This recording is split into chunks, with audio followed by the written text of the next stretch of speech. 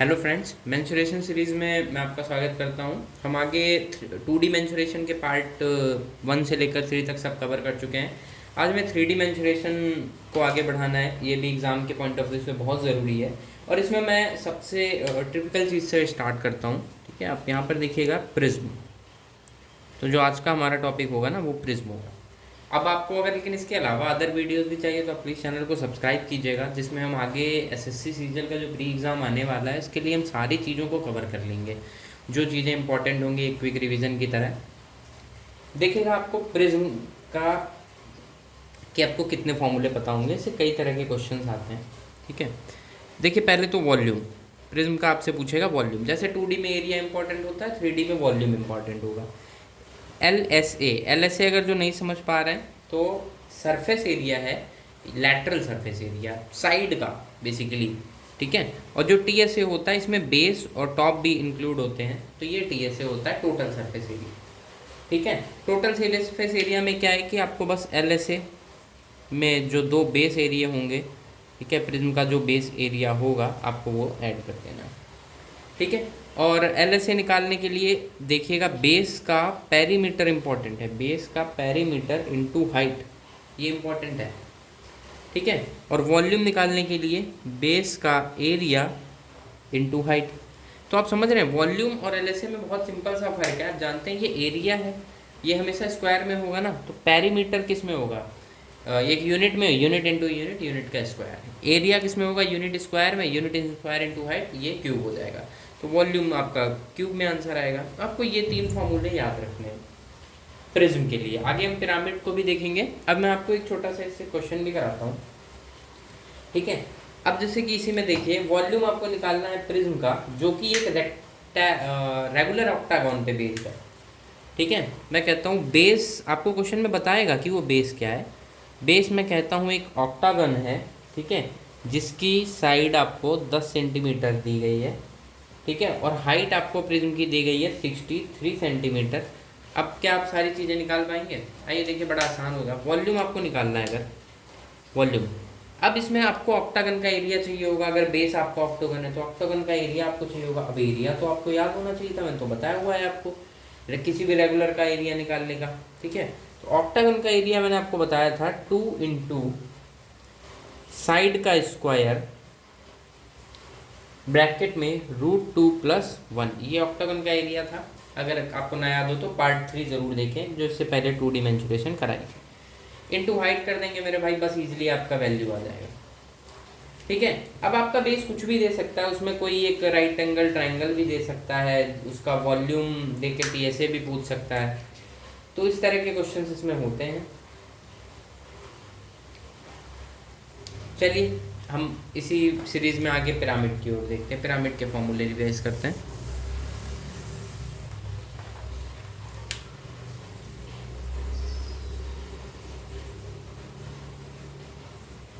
देखिए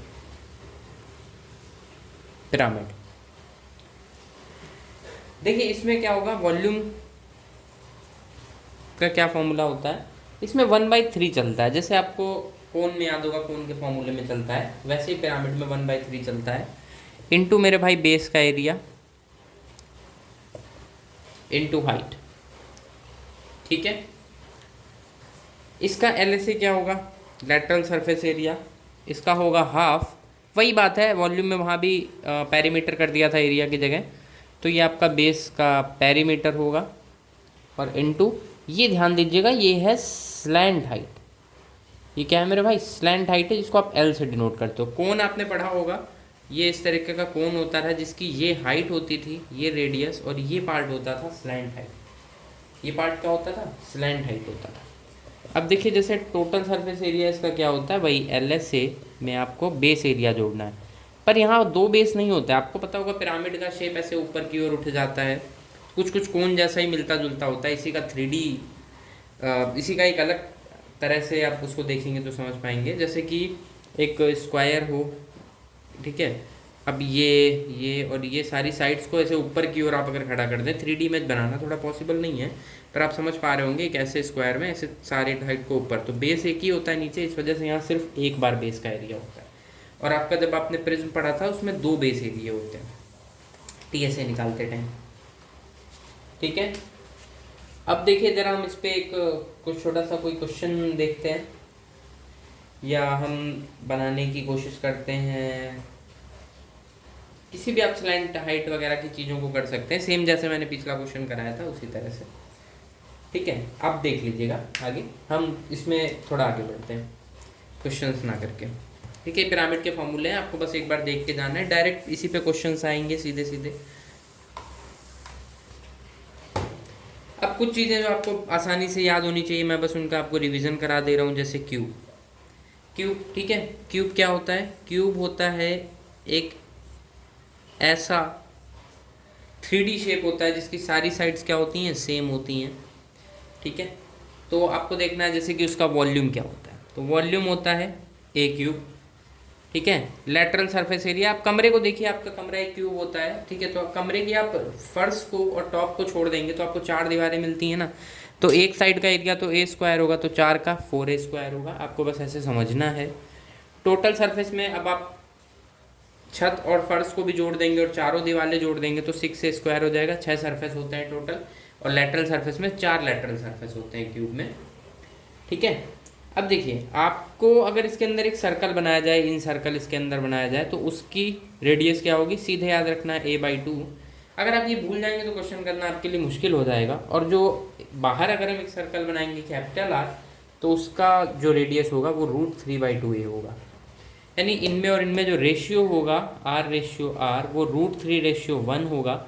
और जो इन सर्कल्स के एरिया का रेशियो होगा वो चूंकि पाई r² पे डिपेंड करता है, यानी कम्प्लीटली r² पे डिपेंड करता है, तो वो आपका 3/1 होगा। ये आप थोड़ा सा ध्यान रखिएगा। ये आपका क्यूब के फॉर्मूलेज हो गए। ठीक है, अब देखिए हम क्यूबॉइड पे चलते हैं।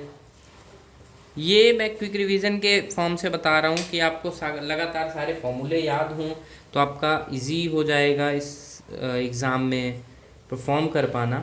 ठीक है, बाकी इसके बाद हम प्रैक्टिस सीरीज़ भी शुरू करेंगे जिसमें हम क्वेश्चंस भी करेंगे।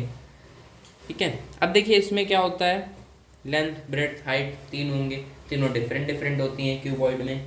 ठीक है, तो क्यूबॉइड का वॉल्यूम क्या होगा? क्यूबॉइड का वॉल्यूम L/B/H होगा। ठीक है, इसका लेटरल सरफेस एरिया आप बताएंगे, ध्यान दीजिएगा। एक बार 4 जो साइड्स होंगी यहाँ पर, ठीक है, एक बार लेंथ हाइट के साथ होगा, एक बार ब्रेड्थ हाइट के साथ होगा। अगर आप अपना रूम देखेंगे तो आप समझ पाएंगे, एक बार लेंथ हाइट के साथ होगा, एक बार ब्रेड्थ हाइट के साथ, और यही चीज़ 2 बार रिपीट करेगी।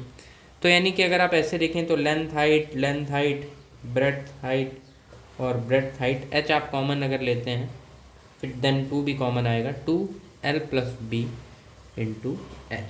और वही अगर हम TSA करेंगे तो LH/BH तो चल रहा था। ठीक है, आप देख पा रहे हैं LH चल रहा है, BH चल रहा है, LB नहीं चल रहा है। LB यानी कि लेंथ और ब्रेड्थ, जो आपका सरफेस बनाएगा, जो बेस बनेगा, ठीक है, वो तो लेंथ इंटू ब्रेड्थ से बनेगा ना, इसके ऊपर हाइट आएगी 4 बार। ठीक है, तो LH 2 बार है, BH 2 बार था, और LB 2 बार। इसमें हम यानी LB 2 बार ऐड करते हैं तो हमारा काम बन जाएगा TSA का। देन 2 ब्रैकेट में LB/BH LH। ठीक है, इसके डायगोनल का फॉर्मूला बहुत पूछता है, तो डायगोनल का फॉर्मूला याद रखिएगा, √L²B² + H²। ठीक है, इसको ध्यान रखिएगा तीनों को, ये सारे फॉर्मूलेस।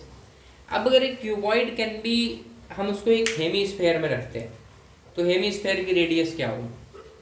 एक क्यूबॉइड है हमारा, ये क्यूबॉइड शेप ही है, हमने इसको एक हेमीस्फेयर यानी आधे गोले में रखा, जैसे किसी कटोरे में हम एक क्यूबॉइड रख देते हैं। ठीक है, और वो पूरा का पूरा उसको अच्छे से कवर कर लेता है। ठीक है, यानी कि जैसे इसी में हम एक इसको ऐसे करके कटोरे में प्लांट कर दें, तो कटोरे की हमसे रेडियस पूछ रहा है, तो वो कहीं ना कहीं मेरे भाई इससे जुड़ता है डायगोनल से। ठीक है, तो आप उसका एक डायरेक्ट ट्रिक वाइज आप उसे याद कर सकते हैं। मैं लिख देता हूँ, उस रेडियस की वैल्यू होगी, अगर एक हेमीस्फेयर के अंदर हम क्यूबॉइड को प्लांट करते हैं तो उसकी रेडियस होगी 1/2, ध्यान रखिएगा, हाइट का 4 टाइम्स स्क्वायर L² + B²। ये होगा। हमने प्रिज्म, पिरामिड, क्यूबॉइड ये देखे हैं। पार्ट 2 में हम सिलेंडर, कोन, हेमीस्फेयर, स्फेयर इन सबको देखेंगे।